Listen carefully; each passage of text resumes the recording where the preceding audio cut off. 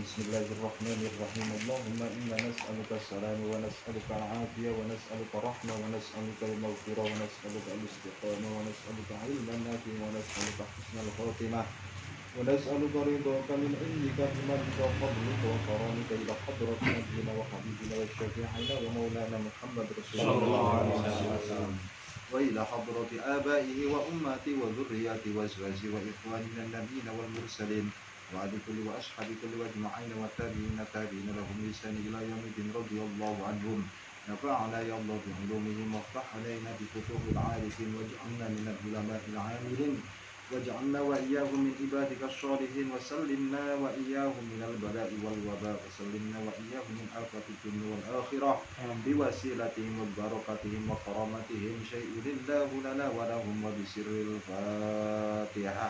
أعوذ بالله من الشيطان الرجيم بسم الله الرحمن الرحيم الحمد لله رب العالمين الرحمن الرحيم مالك يوم الدين إياك نعبد وإياك نستعين اهدنا الصراط المستقيم صراط الذين أنعمت عليهم غير المغضوب عليهم ولا الضالين. وإلى أرواح آبائنا وآباء آبائنا وأمهات أمهاتنا وأجداد أجدادنا وجدات جداتنا وأخواتنا وأخواتنا من عمتنا مشايخنا ومشايخ مشايخنا مؤلف الكتب خصوصا إلى أرواح المؤلف الكتب التي تعلمنا وعلمناها وإلى حضرة زوجاتنا وأولادنا وذرياتنا وأصحابنا وتلاميذنا وجميع المسلمين والمسلمات والمؤمنين والمؤمنات الأحياء منهم والأموات. اللهم اجعلنا وإياهم من أمة سيدنا محمد واجعلنا وإياهم في زمرة نبينا مولانا محمد صلى الله عليه وسلم شيء لله لنا ولهم وبسر الفاتحة. أعوذ بالله من الشيطان الرجيم بسم الله الرحمن الرحيم الحمد لله رب العالمين الرحمن الرحيم مالك يوم الدين إياك نعبد وإياك نستعين اهدنا الصراط المستقيم صراط الذين أنعمت عليهم غير المغضوب عليهم ولا الضالين. اللهم صل على سيدنا مولانا محمد الفاتح لما أغلق والخاتم لما سبق ناصر الحق بالحق والهادي إلى صراطك المستقيم وعلى آله حق قدر ومقداره العلي العظيم. يا فتاح يا عليم افتح علينا بفتوح العالمين أخرجنا من الظلمات الوهم وارزقنا فهم النبيين وعند المرسلين إلهام الملائكة المقربين برحمتك يا أرحم الراحمين. Bismillahirrahmanirrahim. Babus Sani, bab yang kedua. Di dalam bab yang kedua ini wafihi salasuna mau'idhotan. Dalam bab yang kedua ini terdapat 30 mau'idhoh. Mau'idhoh itu ya pitutur, nasihat yang baik. Kita biasanya mau'idhoh ini didahului dengan yang namanya ajakan. Ngajak dengan amar ma'ruf nahi mungkar itu berbeda. Kalau mengajak itu ya disesuaikan dengan kadar kemampuannya manusia dan contohnya seperti hanya calo mobil itu loh. Calo mobil itu kan hanya menunjukkan mobilnya saja dia. Ini mobilnya penuh dengan fasilitas, ada AC, kemudian naikannya enak, cool. Pokoknya kalau naik mobil ini enak dah. Itu namanya ajakan. Tapi kalau sudah masuk, maka ada perintah, ada mungkar. Perintahnya harus bayar. Larangannya tidak boleh mengeluarkan anggota badan di mobil. Jadi kalau sangat keliru ketika orang amar ma'ruf nahi mungkar tapi belum diajak dulu. Langsung amar ma'ruf nahi mungkar itu tidak boleh, tapi harus ada ajakan dulu supaya masuk. Baru setelah ada masuk, disitulah ditetapkan amar ma'ruf nahi mungkar. Jadi pahami ya? Iya, betul. Nah, kemudian cara ngajaknya itu kalau orang sudah naik bis, jangan diajak. Ada orang misalkan sudah menaik bis lain, Anda suruh turun, naik ke bis saya saja, itu juga nggak boleh. Artinya mengajak ini bukan kepada orang yang sudah beragama. Jadi sampai ngajak orang Nasrani untuk masuk Islam itu keliru. Tapi kalau dia pindah sendiri, ya itu boleh, sah. Tapi kalau Anda paksa untuk keluar dari agamanya, kemudian masuk ke dalam agama Anda, dilarang sama agama. La ikraha fid din. Ya seperti hanya misalkan kamu sudah naik bis lain, dipaksa sama calo untuk naik bisnya, ya itu ya keliru, Pak. Jadi dakwah ini sasarannya adalah kepada orang-orang yang belum punya agama. Atau yang sudah beragama dengan kita, satu agama dengan kita, itu juga caranya berbeda. Ya mengajak orang untuk sholat itu jangan langsung dilarang-larang dulu. Sholat harus begini, tidak boleh begini, ya nggak jadi sholat kan. Biar masuk dulu sholat, baru ada perintah ketetapan yang demikian itu. Nah, disebut ud'u ila sabili rabbika bil hikmah wal mau'idotil hasanah. Baru timbulnya amar ma'ruf nahi mungkar. Nah kalau amar ma'ruf nahi mungkarnya dulu yang dimunculkan nggak bakal berhasil. Nggak ada pentungan, wae. Di sini takbiran tok wae kadang-kadang. Ini pawi. Makanya kalau mengajak itu dengan gaya apapun, dengan model apapun, yang penting masuk.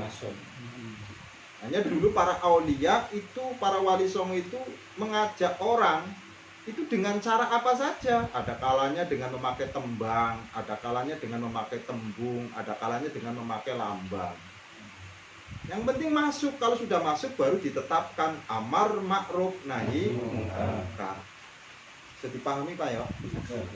Yang kita keliru itu sekarang amar ma'ruf nahi mungkarnya dulu. Makanya bertaruh.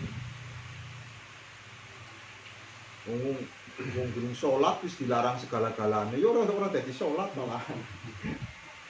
Aneh mau apa yang namanya ajakan itu harus lentur. Ajakan itu harus lentur, tidak boleh kasar, tidak boleh keras, tidak boleh kaku. Lentur dia ini.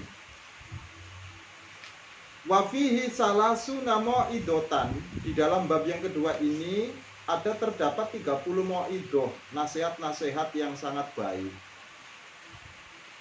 Nah, dari 30 ini dibagi arba'atu akhbarin. Ada kalanya nasihatnya ini adalah berasal dari akhbar. Artinya khobar itu adalah hadis Rasulullah Shallallahu Alaihi Wasallam. Maka kalau hadisnya Nabi disebut khobar, berarti ma'ihtamala as-sidqa wal kadzib.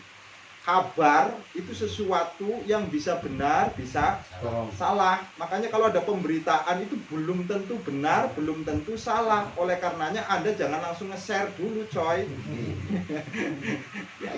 Ya jenenge khobar. Bahasa Arabnya namanya khobar, bahasane wong sampean jenenge kabar. Kalau kabar itu adalah ma'ihtamala as-sidqa wal kadzib, sesuatu yang mungkin benar, mungkin salah, itu namanya kabar. Tapi kalau hadis adalah ungkapan-ungkapan dari Rasulullah Shallallahu Alaihi Wasallam, omongan-omongan kanjeng Nabi itu namanya hadis. Kalau perilaku kanjeng Nabi namanya sunnah. Jadi dibedain ya. Khobar itu adalah pemberitaan yang bisa benar bisa salah. Kalau hadis itu insya Allah banyak bener ya. Tapi kalau sunnah pasti bener. Maka sunnah itu arahnya ke perilaku Rasulullah Shallallahu Alaihi Wasallam. Kalau hadis adalah omongannya Rasulullah atau ucapan-ucapan Rasul. Kalau khobar harus diselidiki. Maka untuk mencapai hadis khobar ini harus diselidiki betul atau tidak. Disinilah kemudian muncul berbagai macam penelusuran para ulama sehingga melahirkan hadis sahih, hadis hasan karena hasil dari khobar. Bisa dipahami ya Pak? Yang ini sampai teknya akhir. Ojo kabeh-kabeh lang kok kesesek karo mul iki masalah. Wal baqi asar. Yang selainnya berarti jumlah dari 30 mau'idhah itu yang 4 itu adalah hadis atau akhbari Rasulullah, 26 itu adalah berasal dari cerita-ceritanya para sahabat dan para ulama amilin. Seandainya kita mengikutinya, insya Allah menjadi orang yang selamat dunia dan akhirat. Amin. Nah, maka kalau kita bahas yang pertama ini, faminhu fal maqalatu al-ula. Dawuh Nabi yang pertama ini adalah maruya anin nabiyyi sallallahu alaihi wasallam. Ini mau idoh nasihatnya Rasulullah sallallahu alaihi wasallam. Khoslatani la syai'a afdalu minhuma. Tidak ada yang lebih utama dari kedua ini. Jadi kalau dua ini tidak dimiliki sama kita, kita tidak akan pernah menjadi manusia yang utama. Untuk bisa menjadi manusia yang utama, harus memiliki dua. Satu, al-iman billah. Iman kepada Allah Subhanahu wa taala apakah sudah utama? Belum. Ketika persyaratan yang keduanya itu tidak dipenuhi. Yang keduanya adalah wanaf'ulil muslimin. Ada dalam sebuah hadis lagi, bukan wanaf'ulil muslimin tapi wanaf'ulin nas. Memberikan manfaat kepada manusia. Jadi tidak dibatasi kepada muslim tapi memberikan manfaat kepada seluruh manusia. Berarti di sini tuntutannya orang beriman, orang yang mengakui Allah sebagai Tuhannya, dia harus memberikan manfaat kepada manusia yang lain. Kalau kita beriman kepada Allah tapi memberikan kerancuan, memberikan kesusahan, memberikan apalagi kekacauan terhadap manusia, disinilah keimanan kita terhadap Allah tidak bisa dipertanggungjawabkan. Jadi ukuran iman kepada Allah sejauh mana Anda memberikan manfaat kepada yang lain. Kita itu tidak bisa diukur dengan asyhadu alla ilaha illallahnya saja, tapi harus diukur dengan wa asyhadu anna Muhammad Rasulullah. Dua apa? Asyhadu alla ilaha illallah, bersaksi bahwa tidak ada Tuhan kecuali Allah, tapi tidak bersaksi bahwa Muhammad utusan Allah, belum dianggap iman kepada Allah. Bersaksi kepada Muhammad saja utusan Allah, tapi tidak beriman kepada Allah juga lebih-lebih. Artinya di sini pasti orang yang beriman kepada Allah wajib melahirkan kemanfaatan kepada manusia. Minimalnya kepada anak istri, minimal we. Tapi kalau sudah sama anak istri aja terbengkalai, ya, wis. Wallahu a'lam bishawab. Minimal iki lho, Yun. Minimal itu kepada anak istri. Mampu memberikan manfaat minimal terhadap anak istri. Kalau sama anak istri saja sudah nggak bisa, apalagi sama yang lain. Tentu memberikan manfaat kepada manusia itu dengan apa? Ada yang bil maqol, dengan ucapan-ucapan. Itu sing pintere ngomong. Maka sebisa mungkin kalau tidak bisa dengan apa-apa ya paling tidak dengan omongan. Itu sudah itu mepet banget itu omongan itu, Pak. Seandainya misalkan ada tetangga kamu yang lagi kesusahan, tidak makan, lapar, kamu nggak punya sesuatu untuk membantunya, minimalnya sampean harus ngomong sabar yo. Minimalnya kayak minimal kayak. Tapi kalau kamu punya sesuatu kayak misalkan Pak Mul, Pak Hen punya sesuatu, ada tetangganya yang kelaparan, kamu ngomong yang sabar yo, nggak kepake, Pak. Jadi disesuaikan dengan kadar kemampuannya. Karena manusia itu kadar kemampuannya berbeda-beda, maka memberikan manfaat kepada yang lain juga tidak sama. Wong lagi susah dihibur karo kita, ayane mlebu apa ora, Mul? Ora, malah diguang gitarmu. Jadi kabeh iki kan. Jadi wanaf'ulil muslimin atau linnas bil maqol, dengan ucapan, au bil jah atau dengan pangkat yang dia punyai. Ya Pak Hen itu misalkan kepala bank, itu kan dengan pangkat yang dia punyai. Mudahkan urusan-urusan orang-orang yang mau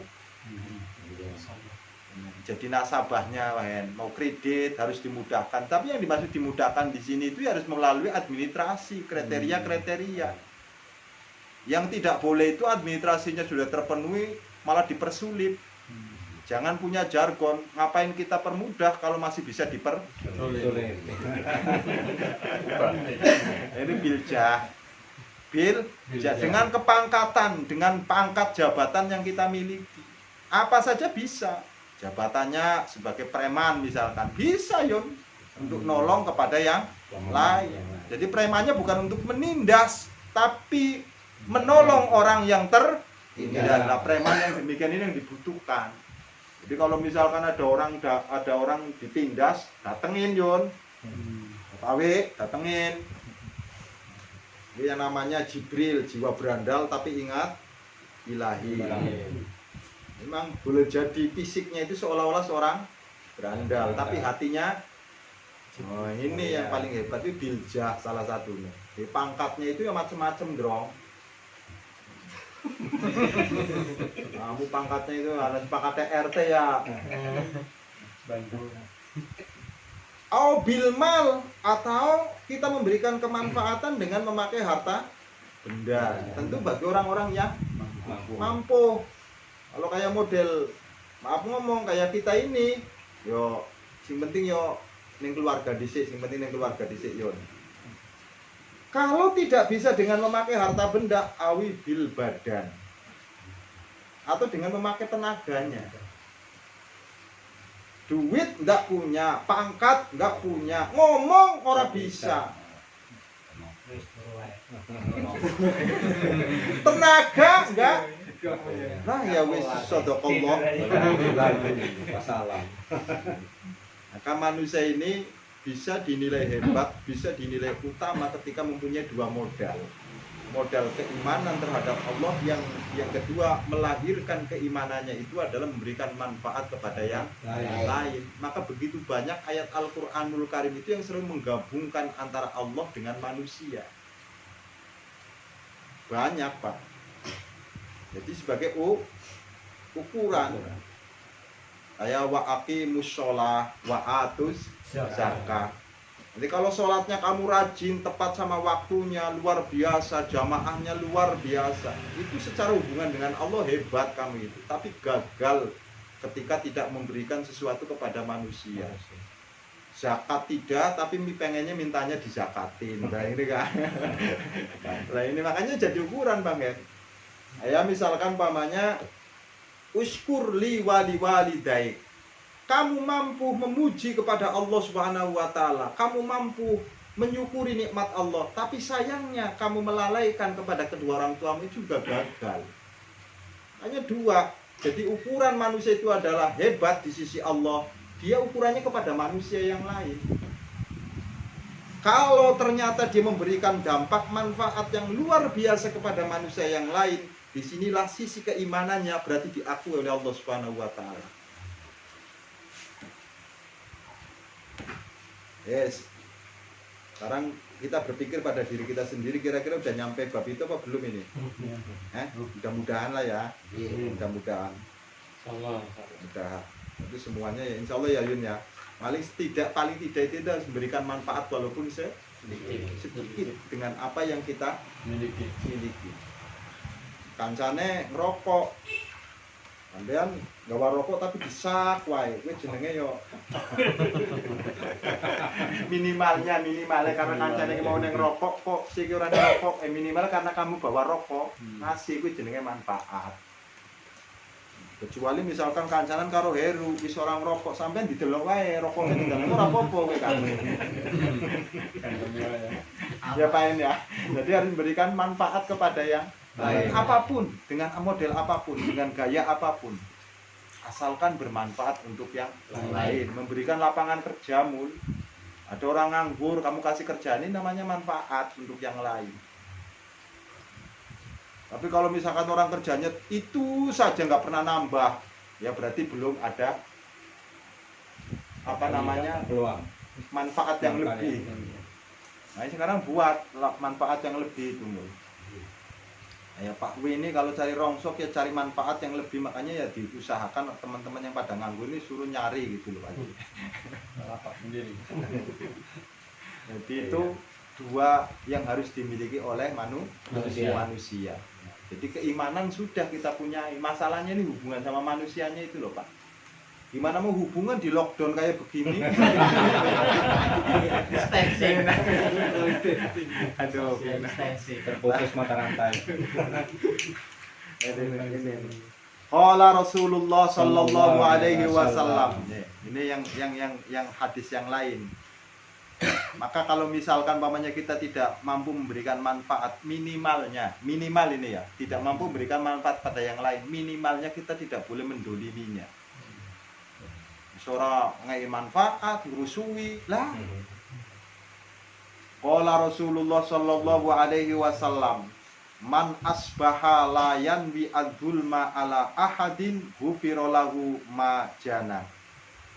Barang siapa yang masuk waktu subuh, kalau subuh itu masuk pagi, dia tidak punya niatan untuk mendolimi kepada yang lain, Allah hapus dosanya.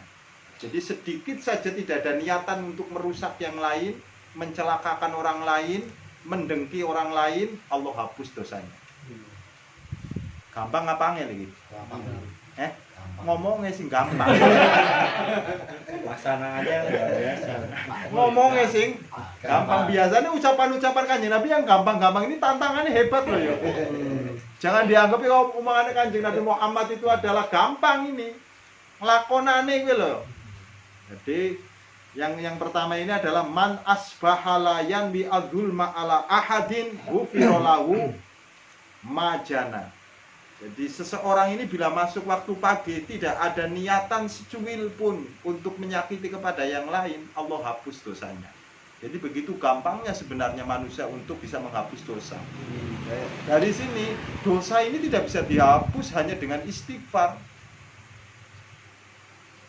Jadi dosa ini bisa dihapusnya salah satunya dengan perbuatan. Asalkan kamu tidak menyakiti yang lain, dosamu itu ya dihilangkan sama Allah. Tapi kalau istighfarnya kenceng, nyakitinnya yo Kencang. Foto karo. Astagfirullahaladzim. Makanya usahakan ya. Tidak ada niatan untuk menyakiti. Ini kan gambaran ketika orang tidak mampu memberikan manfaat yang lain. Minimalnya yang nggak usah ada niat untuk mencelakakan orang lain. Kalau itu ternyata tidak bisa, gagal jadi manusia Pak. Niat bagus nggak bisa, berbuat bagus apalagi.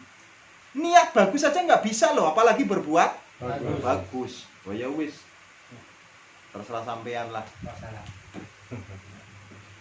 Waman asbaha, ini baru niat. Waman asbaha yanwi nusrotal madlum wa qada'i hajatil muslim kanat lahu ka ajri hajjatin mabruro.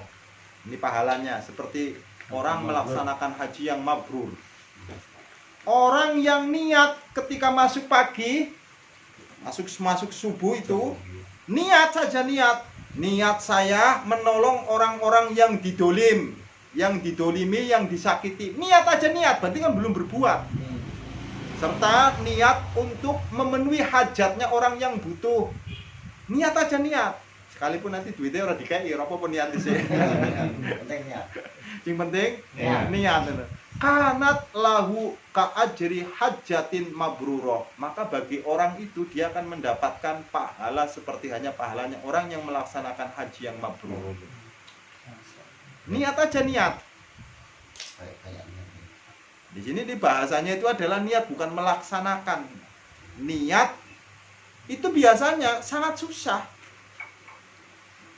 Niat untuk tidak nganiaya sama orang itu sangat susah. Apalagi orangnya ini di benak kita itu orang yang dibenci Pak. Aku orang bakal nyakiti maring orang yang saya sakiti, apa orang-orang yang saya benci. Itu susah. Jadi sebenarnya makanya Islam itu dibuat gampang ya gampang, dibuat susah ya susah. Yang dimaksud gampang di sini apanya? Yang dimaksud gampang itu hukumnya.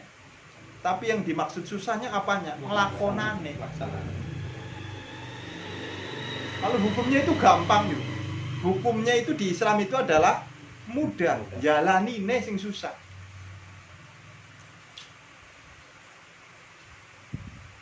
Jadi kalau pengen haji, amalan haji yang mabrur tapi urusan yang Mekah, mungkin nanti keliru. Aku bisa haji kok ternyata.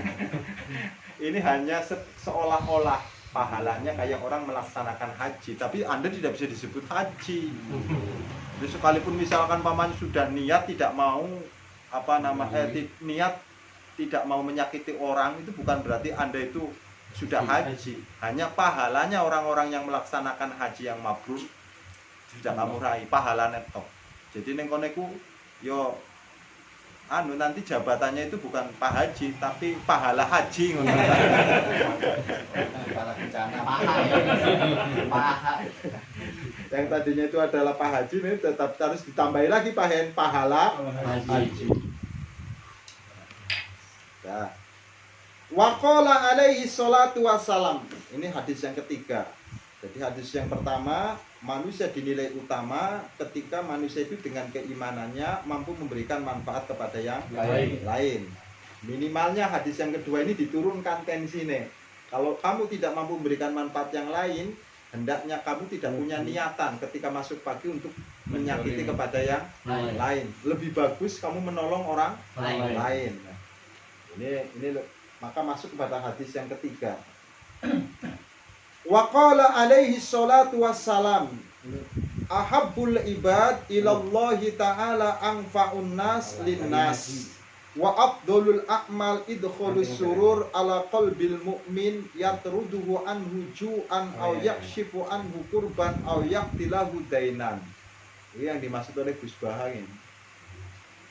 Jadi amalnya manusia, ahabbul ibad, lebih dicintai, lebih disayangnya manusia atau lebih dicintainya manusia oleh Allah Subhanahu wa taala. Satu, Allah itu paling seneng, paling cinta sama hambanya. Yang pertama adalah anfa'un nas linnas. Manusia yang memberikan manfaat kepada manusia yang lain. Itu paling disenangi sama Allah Subhanahu wa taala. Jadi lawannya ketika manusia ini memberikan bahaya kepada yang lain, paling dibenci sama Allah. Manusia yang merusak kepada yang lain paling tidak disukai sama Allah. Tapi manusia yang memberikan manfaat kepada yang lainnya adalah sangat disukai oleh Allah Subhanahu wa taala. Maka siapapun ini ada peluang. Maka tenang wae, Allah itu tidak mengukur maring bajumu. Kayak ngene wae, malah baju kayak ini sering manfaat malahan kalau orang lain. Mikul, nganggo jubah kan mikul ora pantes. Iya benar. Pakaian kayak ini malah enak. Makanya mau pakaiannya kayak begini aja. Kalau diukur dengan manfaat. Nah, tapi kalau diukur dengan baju ya bajunya sing bagus. Yang kedua, wa afdalul a'mal idkhulus surur. Lebih utama-utamanya amal itu adalah menyenangkan hatinya orang lain. Jadi kalau kamu menyenangkan hatinya orang lain, itu amal sing paling utama. Apapun bentuknya, bisa dengan memakai kata-kata yang menyenangkan, bisa dengan memakai perbuatan yang menyenangkan hati. Itu termasuk adalah lebih utama-utamanya amal. Nah, karena mau balik ini kadang-kadang orang nyenengake, Pak. Orang itu kholus surur. Makanya rata-rata yang namanya mubalik ini insya Allah akan neraka nih Kang, karena ya gue nyakiti wong. Jadi itu kholus surur. Iki kalau nanti ada yang dengar mubalik paling banyak protes ini. Apa-apa ya, apa-apa ya. Wa afdalul a'mal idkhalus surur ala qalbil mu'min yatrudu anhu ju'an aw yakshifu anhu kurban aw yaqtilahu dainan. Amal yang paling Allah sukai itu adalah menyenangkan pada hatinya orang mukmin. Ketika kamu melaksanakan dia senang. Tapi ketika kamu melaksanakan sengak. Lah yang demikian ini tidak dicintai oleh Allah Subhanahu wa taala. Jadi kudu menyenangkan orang lain. Makanya gawe kopi harus nyenengake sama yang lain. Belum tentu orang yang dibuat kopi itu senang. Ada kalanya senap. buat kopi kok kayak begini. Mati dah. Orang pas. Orang pas. Ya tidak semua apa yang kamu bawa itu menyenangkan kepada yang lain. Menurut kamu itu pantas, tapi belum tentu. Nah, ini masalah itu kalau sururi kalau nyenang nama ringati. Nah, karena kamu kalau mau memberi sesuatu itu tanya dulu. Minimalnya itu adalah cari informasi apa kesenangannya dia. Odo misalkan pamannya Pak Mat bawa rokok, mereknya itu adalah gudang garam merah untuk saya.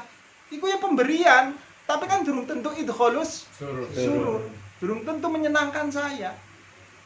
Rokok, seru rokok itu. Dianggap dukun apa? Jadi itu halus surur itu yang menyenangkan gitu. Menyenangkan di hati. Tandanya orang yang menyenangkan di hati itu gimana? Ya keikhlasan, Pak. Tidak bisa. Karena orang untuk seneng hati ini angel. Ala qalbin. Contohnya begini. Ada orang yang lapar. Anda berikan makanan, kira-kira seneng enggak hatinya itu? Seneng apa enggak? Seneng. Orang yang lapar dikasih makanan pasti seneng, itu kholus surur. Tapi ada orang yang tidak lapar, Anda kasih makanan belum tentu seneng. Makanya di sini itu disesuaikan dengan keadaan orang yang mau diberi. Memberi orang yang tidak punya duit, seneng nggak kira-kira yang diberi? Seneng. Wong sing punya duit aja dikasih seneng, apalagi. Makanya supaya menyenangkan itu yang dikasih jangan barang, Yul. Tapi duit. Nah kalau barang itu kan cuma itu saja, tapi kalau duit bisa untuk dibelikan yang macam-macam. Jadi sing pasti kalau surur duit. Sama janda. Jadi belum tentu seneng. Jandane sengep ya. Tapi nek duit mesti tenang. Apalagi duitnya Jalan nek wis expired ya ora kaya. Sekarang kebalikannya. Wa au yaqtilahu dainan. Atau misalkan membebaskan orang yang punya hutang. Ya, kalau misalkan orang ini udah nggak bisa diharapkan untuk bayar, kamu lebih baik dibebaskan. Kalau memang sama sekali nih, kalau apa yang mau diharapkan dari orang-orang yang model kayak begini, rumah nyewa, ini nggak nyindir kamu lah mul. Makan susah misalkan, sementara hutang numpuk sama kamu, sama yang lain, apa yang mau diharapkan? Nagih kesel. Maka yang lebih baik itu adalah Bebaskan. yang paling bagus itu adalah membebaskan hutangnya. Nah, yang demikian ini adalah hamba yang paling disukai sama Allah Subhanahu wa taala. Tapi wong abot, Pak. Makanya untuk menjadi orang yang disayangi sama Allah jangan dipikir gampang. Ngomongnya gampang. Nek Nabi sing ngomong itu mesti bisa ngelakoni. Karena apa yang diucapkan oleh Rasul itu jauh sebelum ngucapin itu sudah dijalankan dulu. Ini bedanya Rasul sama saya. Kalau Rasul itu adalah sebelum ngomong jalanin dulu baru ngomong. Kalau saya ngomong dulu walaupun dulu jalanin. Itu Pak Hen, bedanya. Makanya kalau yang ngomong Rasul itu banyak yang nurut karena sudah dicontohin dulu. Tapi kalau yang ngomong saya nggak usah nurut, nggak apa-apa, saya udah menjalani. Gitu ya Mul ya, mungkin kayak gitu ya Mul. Jadi kamu nggak usah ngikutin saya juga nggak apa-apa Mul.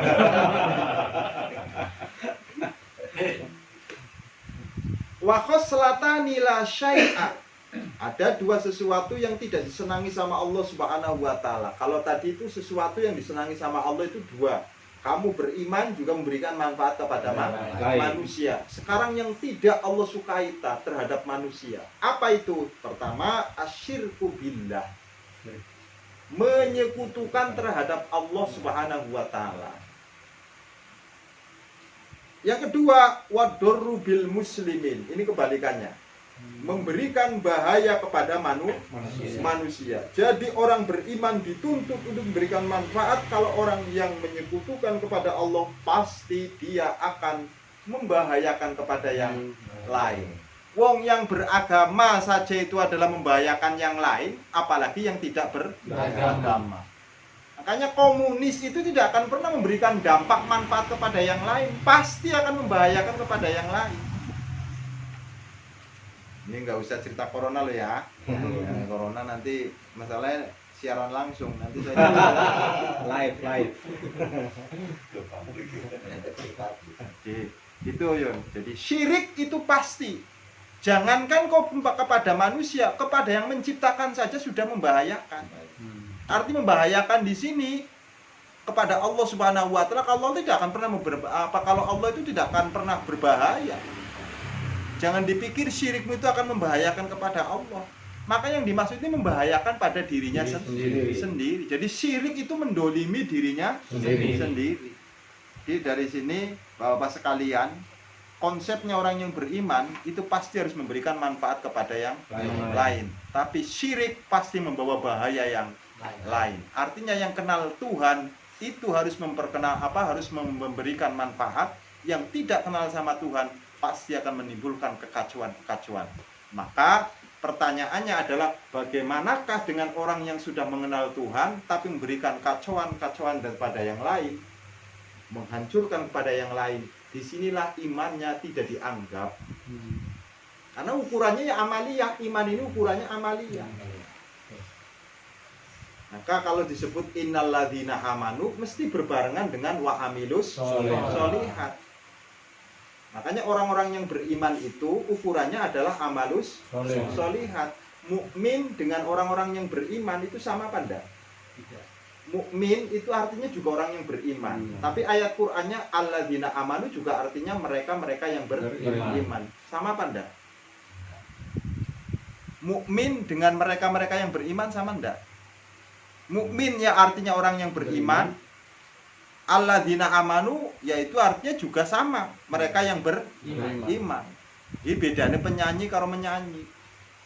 Kalau penyanyi itu jadi profesi, maka dia selalu menyanyi.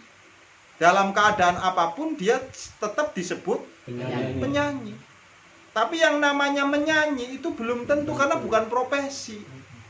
Jadi alladzina amanu itu belum tentu disebut mukmin, tapi kalau mukmin pasti alladzina amanu. Makanya kalau alladzina amanu itu mesti dalam Al-Qur'annya itu adalah saufa nudkhiluhum atau sayudkhiluhum al-jannah. Akan saya masukkan. Akan berarti kan proses. Tapi kalau mukmin bukan sayudkhiluhum tapi nudkhiluhum. Bukan akan, tapi masuk sendiri. Kenapa masalahnya mukmin itu masuk sendiri? Karena memang sudah rumahnya. Surga itu sudah rumahnya mukmin, jadi nggak usah permisi. Ngono lho, Kang. Nah, sampean kan durung mukmin iki. Masih Aladina. Karena kalau mukmin itu, Dan, itu tidak pernah diundang. Ya, tidak pernah karena saking dekatnya yang diundang kan alladzina amanu. Maka untuk membuktikan amanunya itu dia harus wa amilus sholihat. Tapi nek mukmin mesti amalus sholihat. Ya bedanya Pak, penyanyi dengan menyanyi. Maka kalau ada orang mengaku beriman tapi tidak memberikan manfaat kepada yang lain, itu baru alladzina amanu, belum wa amilus sholihat. Jadi tidak bisa disebut mukmin. Tapi kalau orang beriman melahirkan amal yang soleh, memberikan manfaat kepada yang lain, pasti dia adalah mukmin.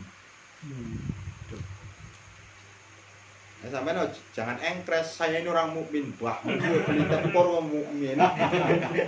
Sampai jadi disebut mukmin, alladzina amanu.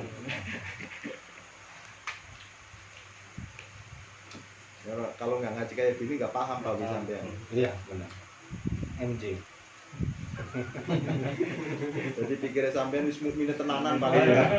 Padahal masih MJ kan. Mak jelas. Ya salah. Yang penting ya pokoknya yang penting sampean ngono-ngono nek takoni anu wae lah kan. Yang penting anu lah pokoknya seneng karo ulama wae lah. Iya. Wis. ngandal nama lah model mul kayak ngono wis gambarane wis ora Abot, abot. Kacau. Kata beliau. Jadi dua yang harus dijauhi oleh kita sebagai manusia agar jangan sampai menjadi manusia yang dibenci sama Allah Subhanahu wa taala. Satu adalah kesyirikan, yang kedua memberikan bahaya kepada yang lain. Bahayanya itu fi abdanihim, pada badannya orang lain, nyakiti badannya orang lain, itu termasuk itu adalah wadur. Artinya itu memberikan dampak bahaya kepada yang lain. Ada kalanya wa amwalihim, hartanya dijarah, dirampok, dicuri, itu bagian dari membahayakan yang lain. Apalagi sampai membunuh. Naudzubillah min dzalik.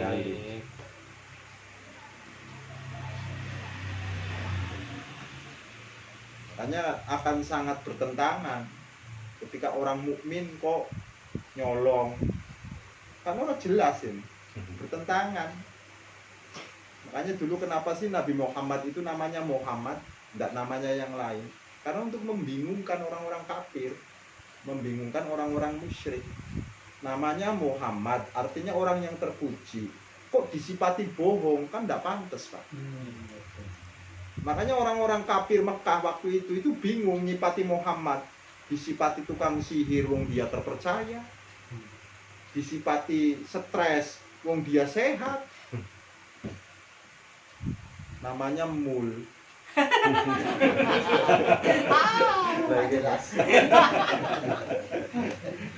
Jadi abdanihim wa amwalihim.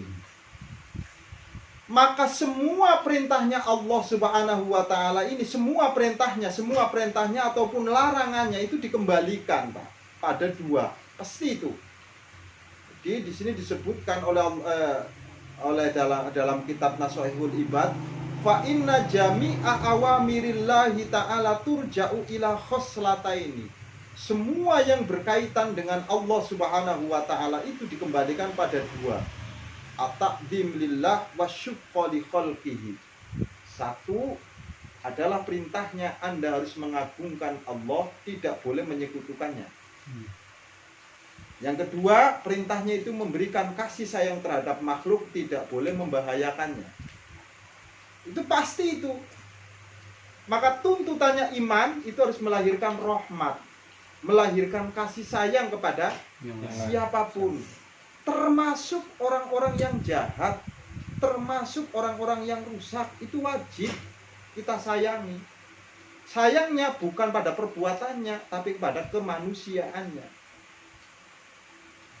Kadang-kadang kita ini beda sedikit aja sudah neraka, surga, la ilaha illallah Muhammad Rasulullah SAW. Beda dikit pir, beda dikit beda dikit apalagi Yoni sering, beda dikit yul.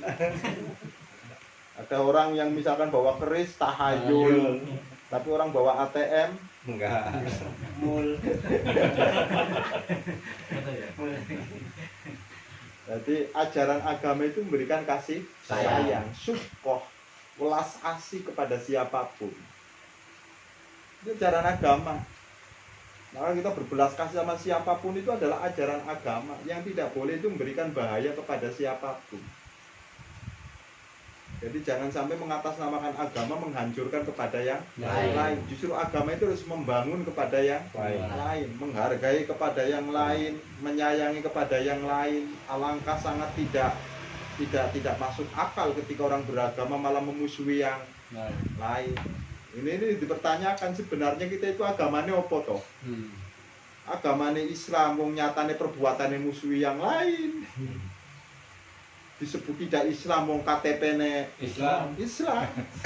Terserah sampean kanang. Wali syukoti. Makanya hubungannya itu mesti dua orang beriman, pasti harus ukurannya itu kebaikan terhadap manusia. Ada orang beriman tapi tidak baik di hadapan manusia, ya wis. Sadaqallahu ladin. Ya, kebaikan ini relatif sesuai dengan kemampuannya Kita. Kamu kalau misalkan pamannya tidak punya keahlian berdakwah, nggak usah, malah merusak itu. Mun aja-aja macam-macam kenal sama balihu ani walau ayah. Launya itu ada maknanya loh, walau itu ada maknanya. Jadi dalam keadaan kepepet bener-bener itu baru, ndak ada mubalek, ndak ada orang alim. Wis mepet kowe misalkan, ya baru kamu sampaikan. Punyanya kok satu ayat terus mepet, tapi selagi masih banyak orang alim, jangan coba-coba kamu. Oke.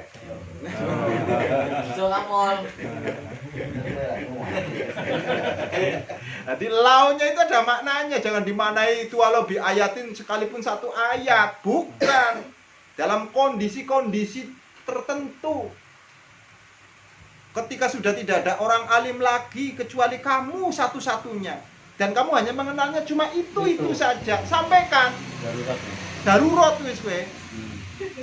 Keadaan durung darurat kan itu menopo kadang-kadang. Akibatnya obat keracik dhewe kayak ngene. Padha wae karo rokok keracik dhewe kadang-kadang yo enak, kadang-kadang ora. Makanya Pak Hen itu racikannya bae durung tentu Pak Hen iki. Harus diakui dulu Pak Hen. Semua ini harus bermanfaat Kang, yo. Wasyuqul kholqi sesuai dengan kemampuannya masing-masing. Enggak usah memaksakan diri. Keahliannya di bidang apa, berikan manfaat itu. Mul.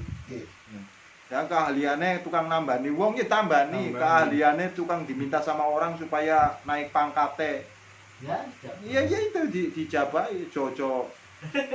Rambutnya tok sing gondrong terus macak kayak ngono kuwi sing salah kowe mul. Kalau nggak punya keahlian di bidang itu nggak usah masuk. Ya, kamu kalau pengen mau ido dari saya, mau ido pinter aku tapi nih. Di abdanihim au amwalihim fa inna jami'a awamirillahi ta'ala turja'u ila khoslataini. Jadi semua perintahnya Allah Subhanahu wa taala itu adalah dikembalikan kepada ta'zim lillah, pengagungan terhadap Allah, dan syukur li khalqihi, belas kasih terhadap manusia atau kepada makhluknya Allah yang lain. Makanya Rasulullah itu adalah ya begitu. Jadi keimanannya Rasul kepada Allah Subhanahu wa taala bukan menyakiti kepada yang lain, justru malah menebarkan kasih sayang kepada yang lain. Nah, jadi Rasul itu menjadi alat bukti kebenaran. Jadi kalau Anda itu adalah ngakunya benar, dibuktikan saja dengan Rasulullah, diukur karo Rasul pada ora. Jadi Rasul itu bukan alat pembenaran, tapi alat kebenaran. Yang sekarang ini yang terjadi, kita selalu mengatasnamakan Rasul sebagai pembenaran perbuatan kita. Jadi bukan pembenaran ya. Rasul itu bukan pembenaran atas perbuatan kita. Tapi Rasulullah itu adalah alat kebenaran, manusia kebenaran yang menjadi ukuran untuk kita. Bukan alat atau manusia pembenaran. Maka kalau ada orang mengatasnamakan Rasul, ya tinggal dibuktikan saja. Jenggot bisa kayak Rasul, bisa. Tapi kan kelakuannya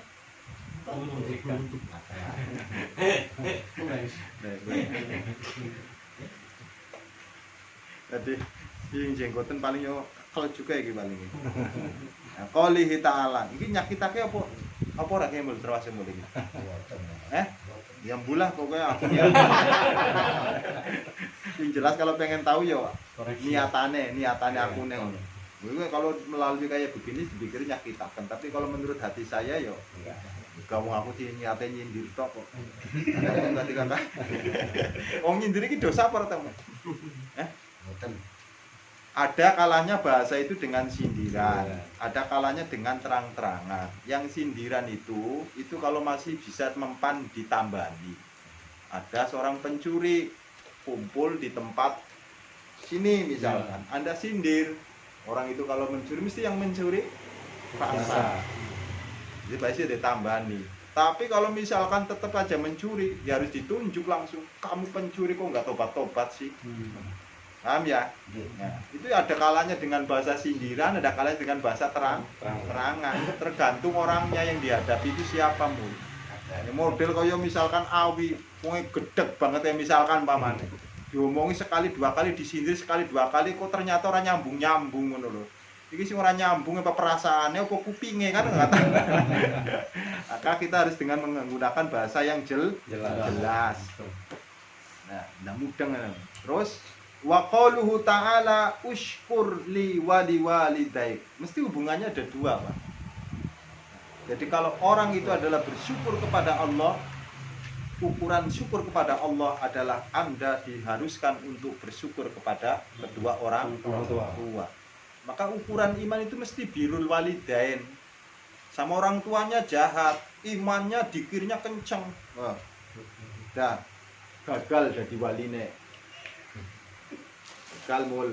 Walaupun kowe dikira iso munggah sedure langit, kalau berani sama orang tua itu gagal jadi wali.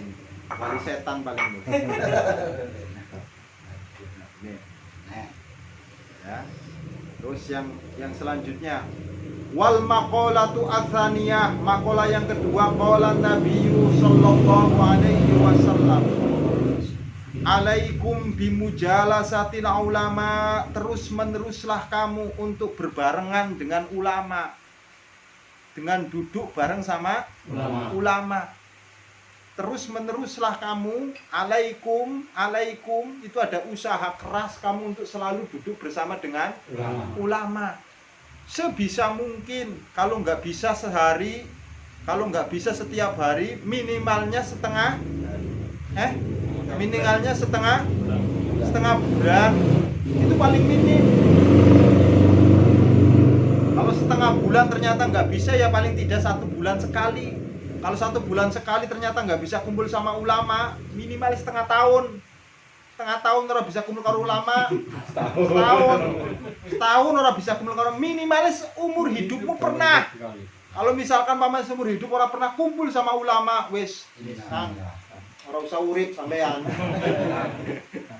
Jadi alaikum bimujalasatil ulama, terus meneruslah kamu untuk selalu berduduk bareng sama ulama, lungguhan bareng. Walaupun ngopi, rokok, ngobrol karo ulama mesti ini manfaatnya coy.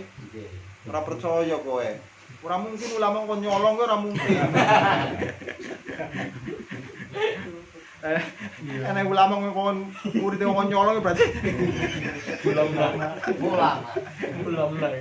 Tapi ulamanya ini disifati mul, karena ulama itu adalah sifatnya itu beda-beda. Kayak Suginur kayak ya termasuk burungnya ulama, macan ulama, hewan ulama. Tapi yang disebut ulama nengen itu adalah al-amilina, dia yang mampu mengamalkan ilmunya. Jadi khusus, kalau ada ulama yang tidak mampu mengamalkan ilmunya, jangan deketin kamu. Karena kamu semakin deketin, bukan semakin terang hatimu, tapi semakin gelap. Tapi semakin kamu ngikutin, duduk bareng dengan ulama-ulama yang amilin, terang hatimu. Nah, sekarang kamu sudah kumpul-kumpul kayak begini, kok masih hatinya gelap, berarti ya ulama nek kamu lan ngerasa ngaji sampean enggak? Jadi ulama amilin. Terus meneruslah usaha untuk duduk bareng sama ulama. Terus kalau misalkan pamannya itu tidak bisa terus menerus, maka ada alternatif wastima'il kalamil hukama, berusaha untuk mendengarkan kalam-kalam yang bijak. Kalam-kalam yang bijak itu adalah kalam-kalam yang penuh dengan makna, kalam-kalam yang penuh dengan intisari kehidupan, namanya kalam bijak.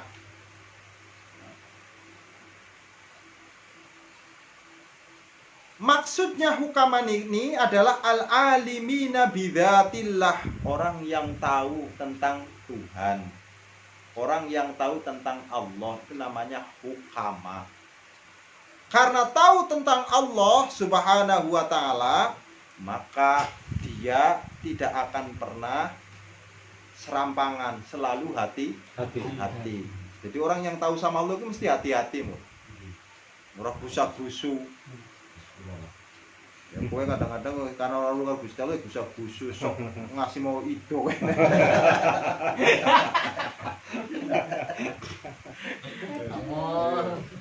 Tapi dalam keadaan kepepet apa tinggal? Dalam keadaan kepepet, anggap saja kamu sudah kepepet lah. Ya. Jadi ditakdirkan seolah-olah sudah kepepet, makanya ya Kata terus. kenapa kita disuruh untuk selalu mujalasatil ulama wastima'il ulama wastima'il hukama?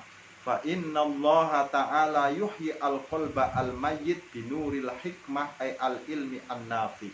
Sebab Allah Subhanahu wa taala itu akan menghidupkan hatinya orang yang mati dengan nuril hikmah.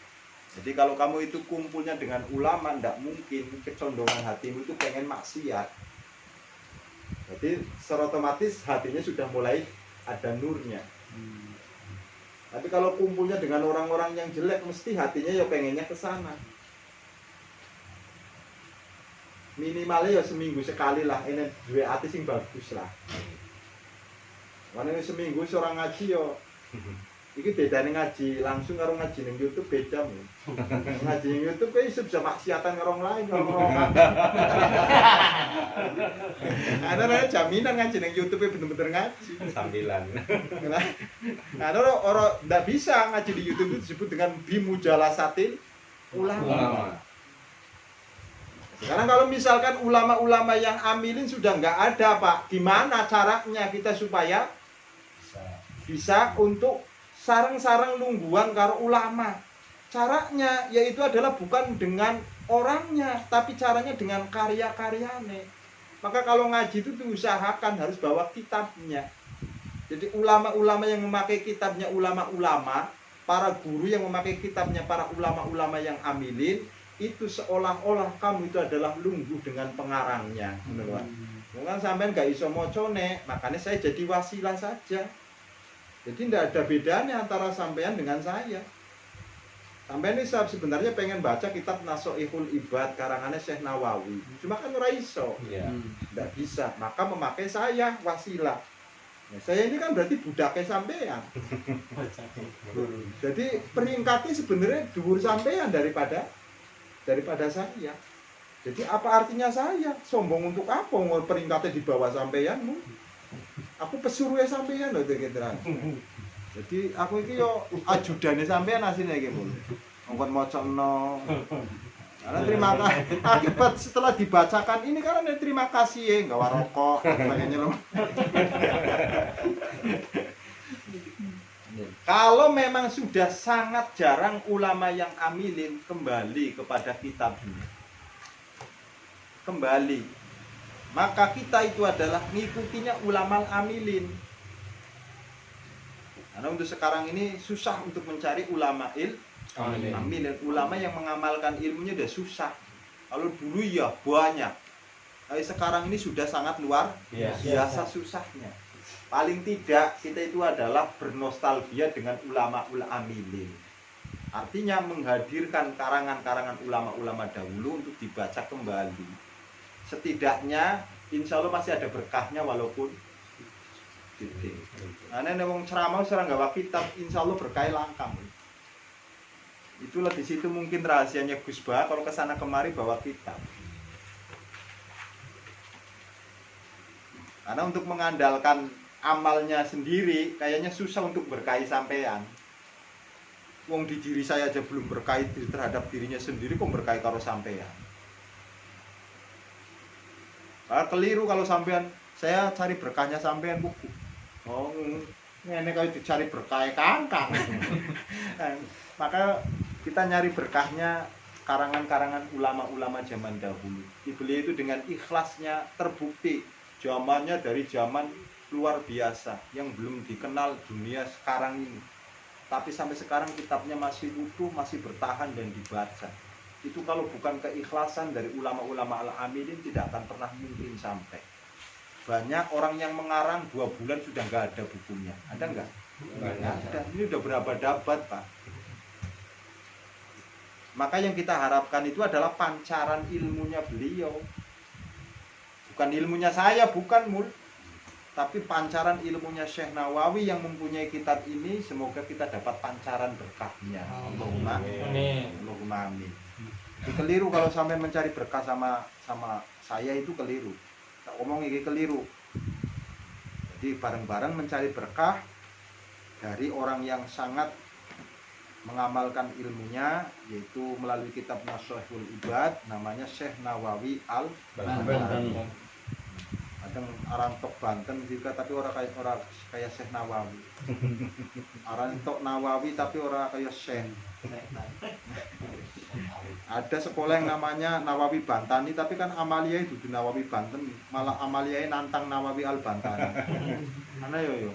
Enak, yang metro jenenge Nawawi Bantani tapi karena alhamdulillah Amalia bukan Nawawi Banten. 24 tuh tukang polsek. Ora usah dituduhaken yo. Kontek ya. Harus diparani kan. Jadi itu. Jadi kumpul dengan para ulama ini insya Allah akan hidup hatinya. Jadi kalau sudah tidak ada lagi ulama yang amilin, minimal kita harus kembali kepada karya-karyanya. Oh, berarti disinilah rupa-rupanya ulama-ulama zaman dahulu itu kalau membaca kitab itu yang diharapkan ya keberkahannya. Jadi makanya kalau misalkan mendengarkan orang pidato, orang ceramah, orang gawa kitab. Satu, kalau orangnya block on nggak usah diikuti. Jadi kehati-hatinya ulama-ulama zaman dahulu itu tidak pernah lepas dari kitab. Dia ada panduannya langsung. Dia harus memakai sanad. Jadi ilmunya itu nyambung. Ini ciri khasnya ahli sunnah wal jamaah. Jadi punya ilmunya itu adalah bukan ilmu karbitan. Bukan ilmu asal ngambil, tapi ilmunya itu dipertanggungjawabkan. Hanya ulama-ulama Nahdlatul Ulama itu mesti ilmunya itu bisa dipertanggungjawabkan. Karena berdasar, nyambung. Ada sanadnya. Kadang-kadang buru-buru liru boyo ngaku-ngaku wis ning liru boyo mul.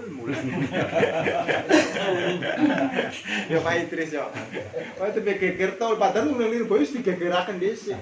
Kan seolah-olah kowe artinya orang yang membangun sanad penuh dengan kepalsuan kayak begitu itu Pak Idris itu. Orangnya belum pernah ke sana tapi ngaku-ngaku wis.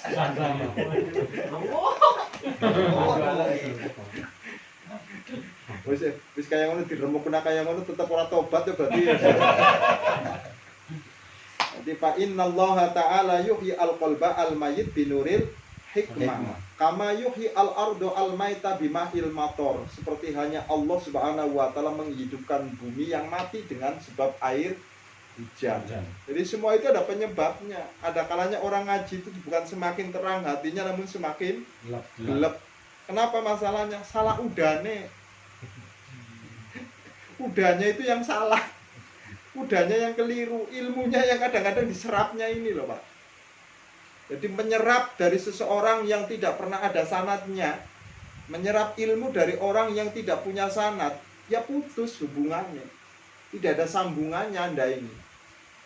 Jadi kembali lagi, yang memberikan keberkahan itu bukan yang membaca, tapi yang menulis, yang dibaca oleh kita, yang didengar oleh kita, itulah yang memberikan keberkahan dari Allah Subhanahu wa ta'ala. Jadi kalau saya sekedar ngomong saja nggak ada tagnya, oh bisa jadi itu hanya pendapatnya saya.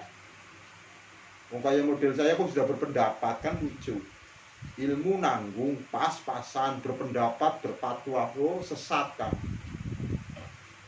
Tapi kalau misalkan membaca demikian ini, apa yang saya bicarakan itu adalah fakta tertulis, makanya bertanggung jawab ya beliau. Saya menyampaikan apa yang beliau tulis saja. Jadi kalau misalkan saya tidak ngelakoni, wong aku sekedar maca. Tapi Syekh Nawawi mesti ngelakoni. Karena Syekh Nawawi mesti melakoni, mesti berkahi. Nah, ini nyari ilmu itu harus orang yang mampu menjalankannya, mesti berkahi. Tabarukan yang demikian itulah yang akan memberkahi. Boleh ilmu sama wong blokon ya podo-podo berkaine. Nanti berkai gobloke itu. Jadi di sini kama yuhyil ardu al maita bima'il mator. Seperti hanya seperti hanya bumi yang Allah hidupkan dengan disebabkan air Hujan. hujan. Jadi sekalipun hatinya itu adalah keras, kalau sering mendengar ucapan-ucapannya ulama, ungkapan-ungkapan ulama, membacakan kitabnya ulama, yakin akan menjadi terang. Allahumma. Amin. Tapi kalau dihudani terus kira-kira api apa ora sih bumi ini? Hujan terus dihujani terus bumi ini bagus apa enggak? Bumi kalau misalkan dihujani terus bagus apa enggak? Maka kalau orang ngaji terus bagus apa enggak kira-kira? Bisa jadi kebanjiran malahan gitu. Makanya ya model-model kayak awake dhewe ora usah ngaji terus, yang penting seminggu sekali. Karena melihat kita ini sudah punya keluarga, harus cari nafkah. Untung masih gelem ngaji itu alhamdulillah. Yang salah itu sudah punya keluarga ngajinya wekel banget. Sehingga tidak ada waktu untuk keluarga, ini salah. Boleh kayak begitu ngaji terus itu kalau santri, karena tidak ada kaitannya sama keluarga. Memang dia ditugaskan untuk menuntut ilmu. Kalau sampean kan bukan untuk ilmu, tugas yang pertama. Napa kok? Ngaji niku cuma sampingan. Maka kalau ngajine luar biasa tapi malesnya luar biasa sama istrinya ya. Jadi disitulah kembali gitu. Fa innallaha ta'ala kama yuhyil arda al-maita bima'il matar. Wa fi riwayatin at-Tabrani an Abi Hanifah jalisu al-kubara wasailu al-ulama wa khalitu al-hukama. Wa fi riwayatin dalam sebuah riwayat yang lain jalis al-ulama wa syahib al-hukama wa khalis al-kubara. Fa innal ulama salah satu aksamin. Ulama itu ada 3 yul. Kayak milih sing ngendi iki. Pertama adalah al-ulama bi ahkamillahi ta'ala. Ulama-ulama yang tahu tentang hukum-hukumnya Allah Subhanahu wa taala. Wa hum ashabul fatwa. Ulama yang demikian itu disebut dengan ashabul fatwa. Orang yang mempunyai fatwa. Jadi bukan sekedar memberikan fatwa, tapi fatwanya itu melihat keadaan. Nah, ulama-ulama yang demikian itu tidak sekedar ngomong, tapi diteliti semua. Setelah diteliti lahirlah sebuah fatwa. Jadi ulama nggak boleh gegabah. Ada laporan gini langsung diputusin, itu tidak boleh. Contoh fatwa penetapan 1 Ramadan itu tidak bisa. Hanya melaporkan, menerima laporan dari 1 orang. Maka tempatnya berbeda-beda tuh ya. Caranya juga semuanya dikasih waktu yang sama, tempat yang tidak sama untuk memutuskan. Nanti dari hasil semuanya inilah lahirlah fatwa ketetapan Ramadan. Tapi kalau misalkan tidak pernah melihat langsung fatwa, jadi banyak sekarang ini orang gampang berfatwa. Padahal bukan ahlinya. Jadi sekarang ini kalau misalkan bi ahkamillahi ta'ala wa hum ashabul fatwa, jadi orang-orang yang berikan fatwa di dalam apapun itu harus lihat kondisinya. Wal ulama bidzatillahi faqat. Ada ulama-ulama yang hanya mengetahui tentang zatnya Allah Subhanahu wa taala wa hum al-hukama. Jadi orang-orang yang ahli hikmah, dia tidak pernah membahas ciptaan Allah Subhanahu wa taala. Yang dibahas oleh ahli hikmah itu adalah sifat yang melekat dalam diri Allah. Makanya kalau orang itu disebut seorang wali, itu mesti dia mencontoh bukan ciptaannya Allah, tapi yang dicontoh itu adalah sifatnya Allah. Makanya keimanannya seseorang itu ada 3 ini.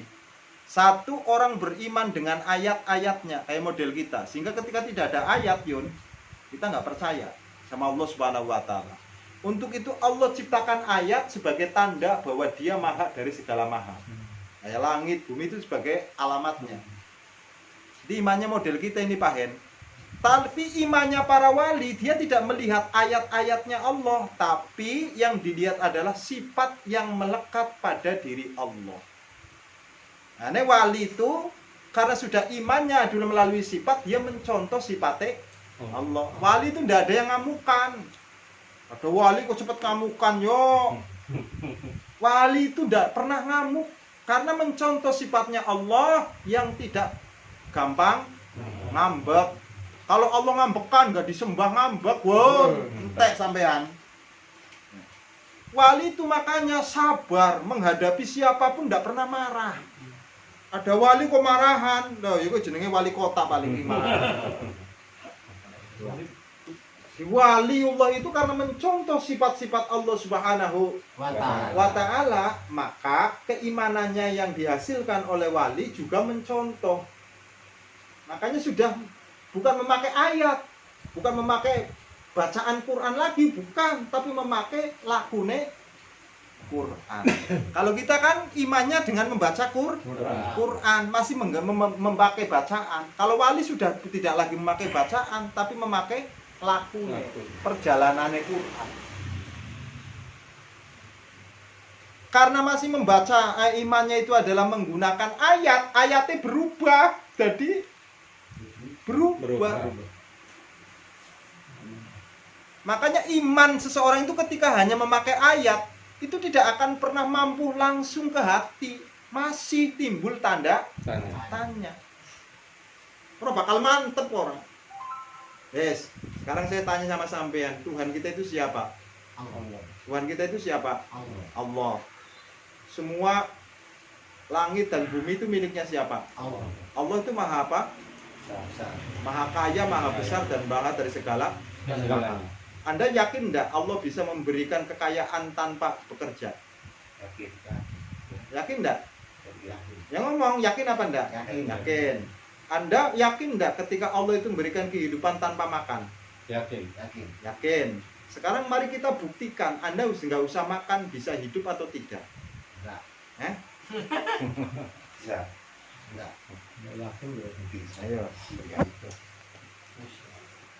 Ayo. Sekarang mari kita buktikan, nggak usah kerja. Kaya apa enggak? Enggak. Bukankah Allah maha kaya? Bukankah Allah maha memberi hidup? Sekarang kamu nggak usah makan, bisa hidup apa enggak? Sekarang kamu tidak bekerja, bisa kaya apa enggak? Nah disinilah. Jadi kita sekalipun kenal Allah maha dari segala maha, nyatanya kita masih bingung. Kenapa? Karena keimanan kita itu hanya melalui ayatnya, belum melalui sifatnya. Kalau wali itu melalui sifatnya, makanya wali nggak pernah bingung. Tanya corona karo wali, ya orang terjadi corona, ora bingung, ala takhofu wala tahzanu. Tapi tanya corona karo sampeyan yo bingung, Pak. Bingung aku, Pak. Dagangan kaya ngene ora payu. Wong sekelas rongsok wis sampe ora payu kan bangetan toh, Pak. Sampai bangkrut kan ya. Sekelas rongsok sampai misalkan rugi itu kan bangetan, Pak. Kalau yang tidak rongsok misalkan rugi itu masih bisa dimaklumi. Ya kelas rongsok ya Pak Wi ya. Iya. Itu sudah mengalami penurunan loh harganya. Kenapa masalahnya? Keimanan kita itu dengan memakai ayat. Mau ketika kenceng, imannya kenceng. Tapi ketika lemes, ya lemes. Ini lagi duit, semangat. Kalau nggak punya duit, tapi wali itu punya duit, nggak punya duit sama. Ala takhofu wala tahzanu. Babe apa nyontoh sifatnya Allah. Yang ketiga itu adalah orang mencapai iman bukan karena sifatnya Allah, bukan karena ayatnya, tapi tahu persis.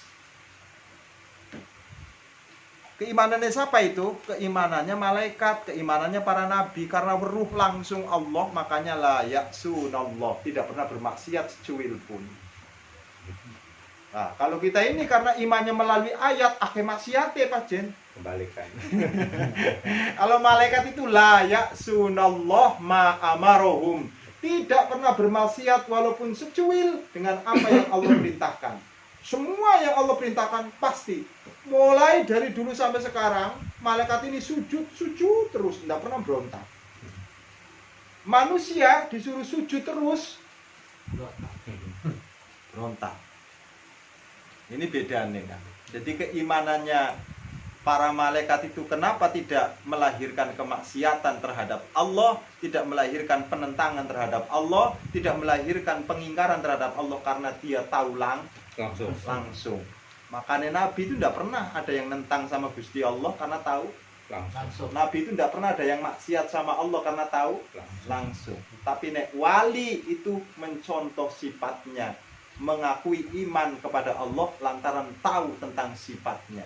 Tapi kalau kita tahu tentang Allah, iman kepada Allah lantaran melihat ayatnya, beda kelasnya. Podo-podo ngomong Allah ya beda kelasnya kan. Nah, karena ojo disamakan nah kelasnya. Mungkin sekolahnya podo tapi kan kelasnya Beda. beda. Ruangannya beda. Bisa jadi kelasnya itu adalah namanya sekolahnya namanya sama. Tapi kan ruangannya sing membedakan, kelasnya yang Beda. membedakan. Allah yang kita sebut itu ya sama dengan Allah yang disebut oleh Rasulullah Shallallahu Alaihi Wasallam. Yang berbeda itu apanya? Bukan Allahnya. Kualitasnya loh Kang. Kelasnya loh. Karena aja nyontoh. Kanjeng Nabi misalnya ngomong Allah musuhnya gemeter, takut dan sebagainya, sampean contoh Allahu Akbar, malah musuhnya malah tambah wani kan. Mengapa ketika Bung Tomo itu mengucapkan takbir Belanda gemeter? Karena takbirnya itu keluar dari hati, bukan keluar dari nafsu, bukan keluar dari kepentingan. Paham?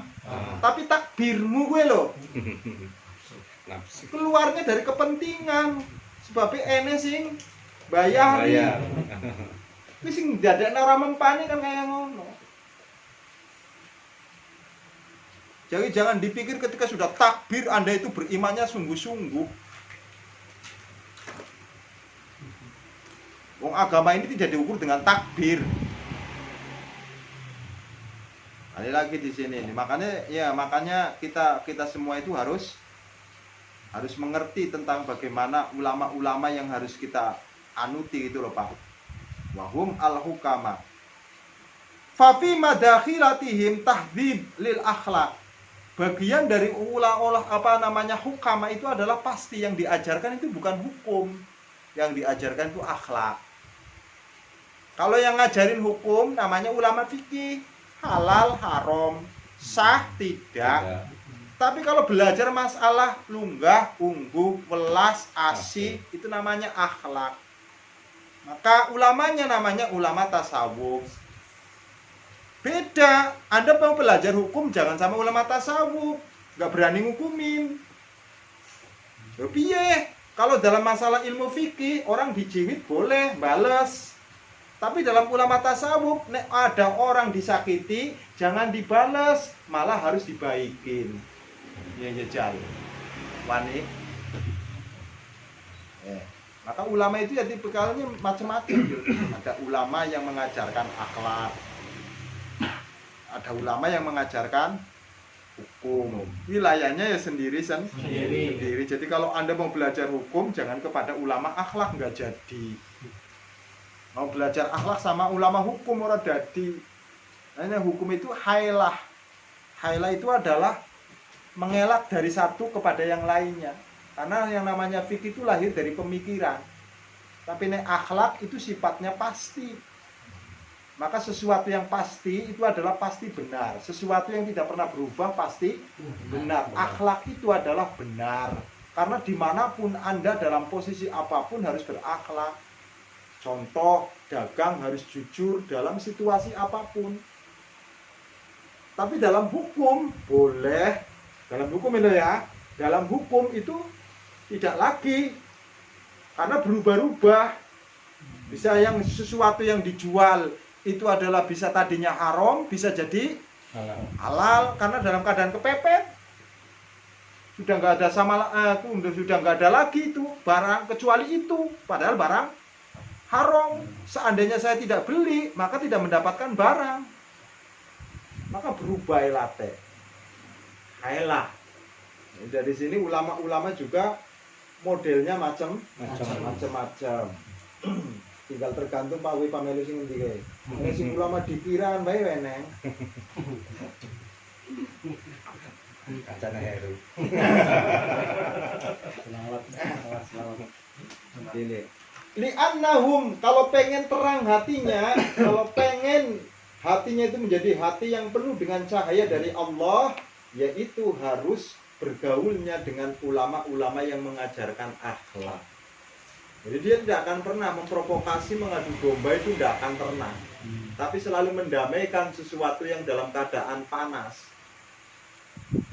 meredam agar jangan bergejolak. Kalau ulama hukum beda, dipobar-pobarakan malahan. Percikan itu ben tambah gede.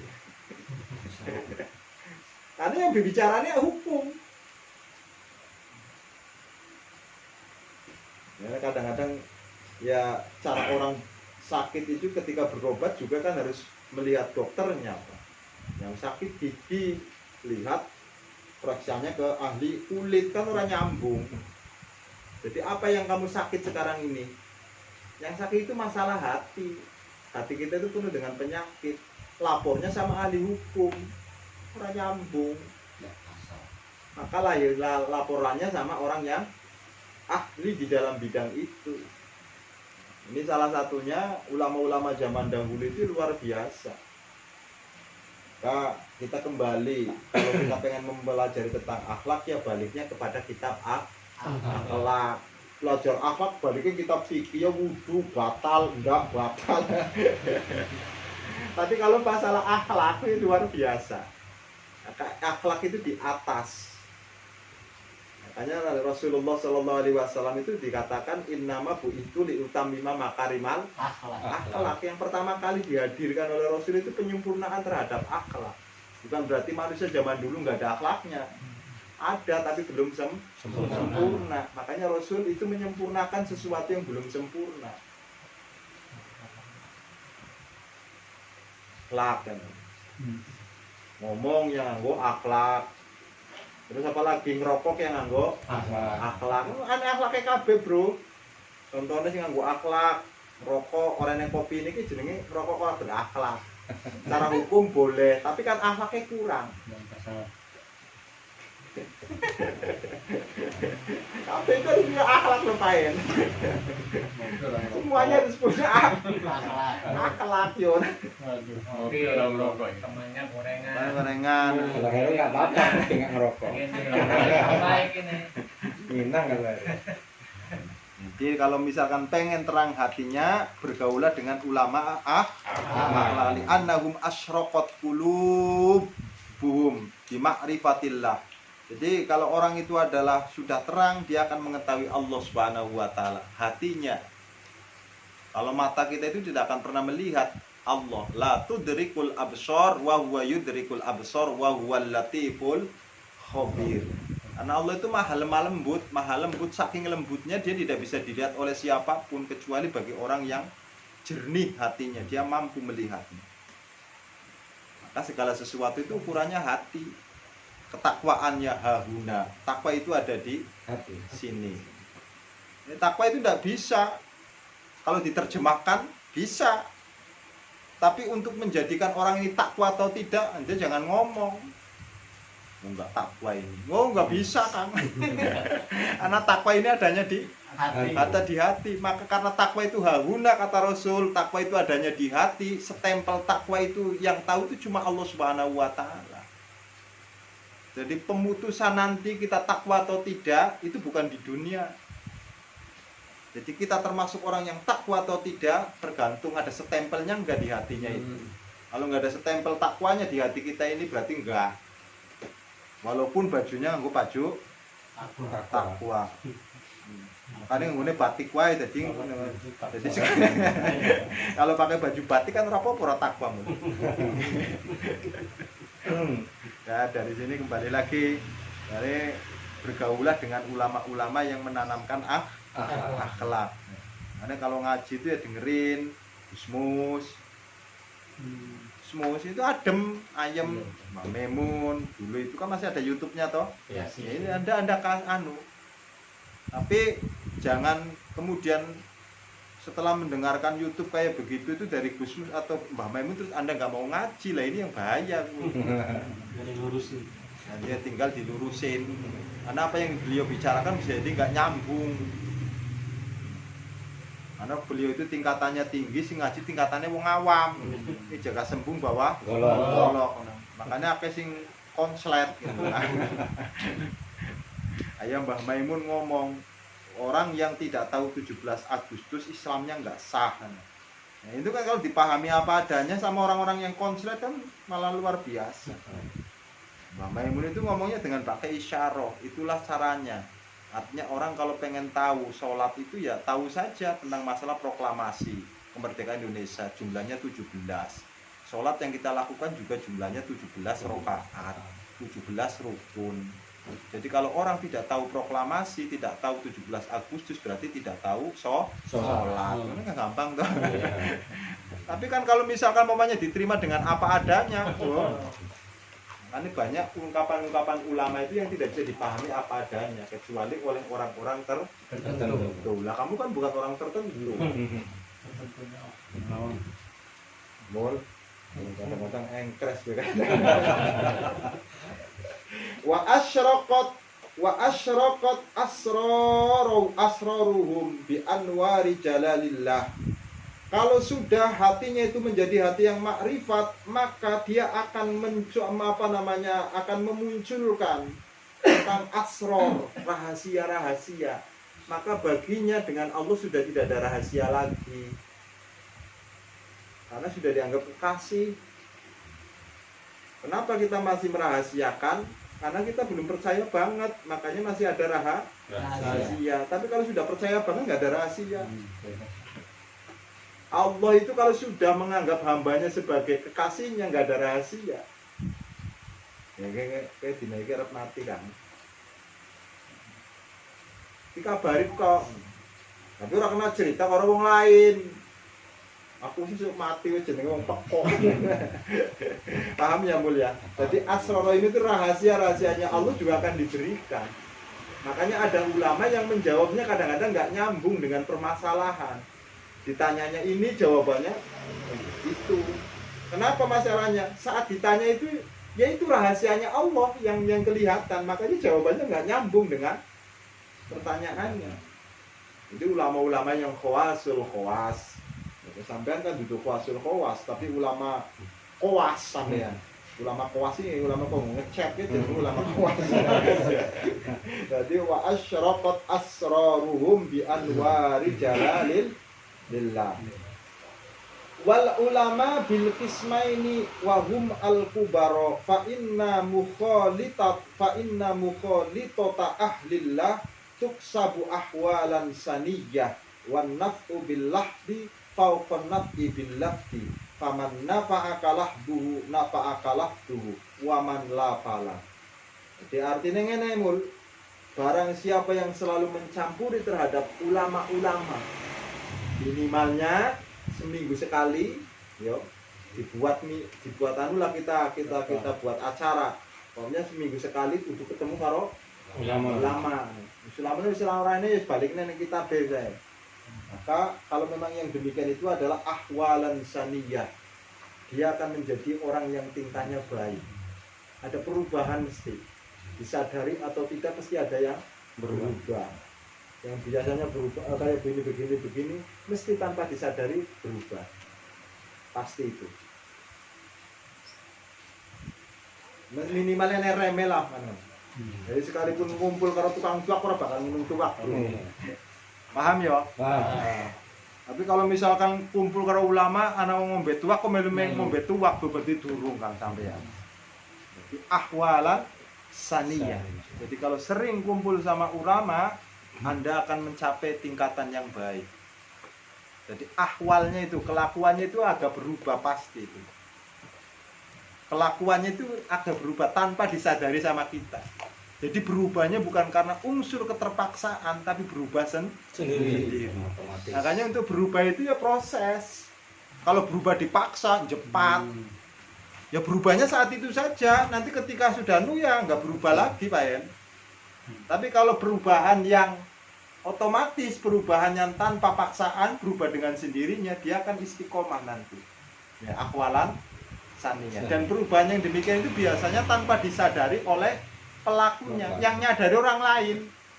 Jadi kalau Anda misalkan dinilai berubah sama orang lain, oh berarti bagus. Tapi saya ini sudah berubah, wah berarti. Kadang-kadang mulai sih ngomong dewek gitu, Sul. Saya ini sudah berubah Pak, nah, berarti durung bagus aslinya. Tapi kalau yang ngomong orang lain, saya percaya mul. Dulu lapis Awalan Jadi makanya informasi ini, informasi kebaikan seseorang itu jangan dari orangnya yang bersangkutan. Kalau ada misalkan mul ngaku saya ini sudah berubah Pak, berarti durung. Tapi kalau yang mengatakan orang lain, mul itu sudah berubah. Benar ya. dulu lapis sekarang bener. Jadi dari sini nih ternyata kuncinya itu adalah kita sebagai orang awam setidaknya harus selalu kumpul dengan ulama. Karena ulama inilah yang akan membangkitkan dan akan menghidupkan hati kita yang penuh dengan kegelapan. Mudah-mudahan ngaji ini ada manfaat. Amin. Allahumma amin. Yang jelas kita niati satu, niati pengen kumpul karo ulama, pengen ngaji ilmunya ulama. Mudah-mudahan apa yang kita kaji melalui karyanya Syekh Nawawi Al-Bantani kita dapat barokah dari beliau, dan mudah-mudahan kita ini berubah tingkah lakunya bukan karena keterpaksaan tapi memang akibat kesadaran. Wallahu a'lam.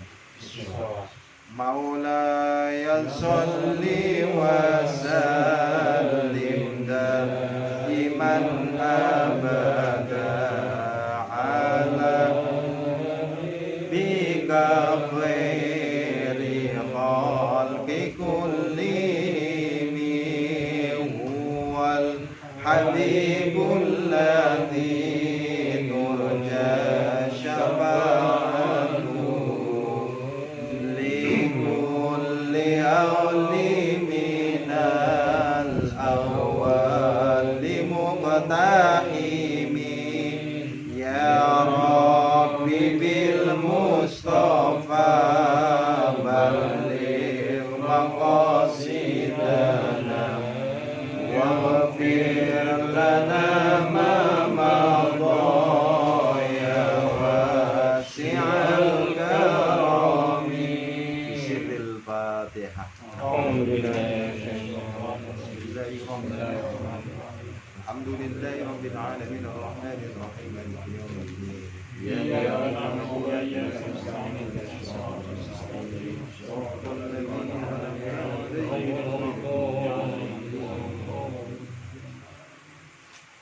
Assalamualaikum warahmatullahi wabarakatuh. Waalaikumsalam warahmatullahi wabarakatuh.